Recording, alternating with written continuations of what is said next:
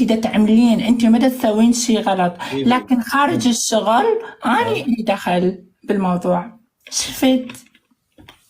يا حبايبي بالشغل واحد مم. وخارج الشغل واحد، وهم حياتهم، يعني تجي تتدخل بيها انت شنو؟ يا حبيبي يا عمري انت، الله يحفظك.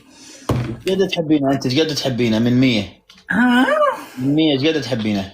شوف اني ما اكذب عليك، احنا ما مرتبطين، احنا اصدقاء، بس سيف يحبني كلش واني هم احبه كلش، لكن اني لحد الان انه ما مرتبطه. ليش؟ لان اني مرات اقول ما اقدر ارتبط بيه واني بعدني بالافلام. اني اذا اعتزلت الافلام اقدر ارتبط، حاليا ما اريد اخاف. اخاف الولد بقلبه انه يضوج. اوكي زين، هسه العلاقه شنو مالتكم حاليا؟ ها العلاقه هسه حاليا شنو؟ العلاقه انه هو مدير اعمالي ايه، وبنفس الوقت هو يحبني، وبنفس الوقت هو وياي دائما. اوكي زين. بنفس الوقت هسه انت يعني هسه وياك انت قلتي يعني بس مو علاقه كلش ارتباط رسمي، مو صحيح؟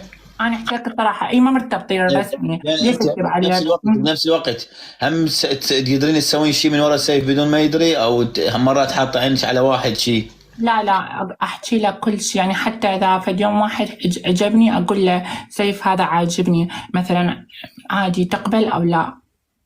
وشنو يصير، يقبل ولا ما يقبل هو؟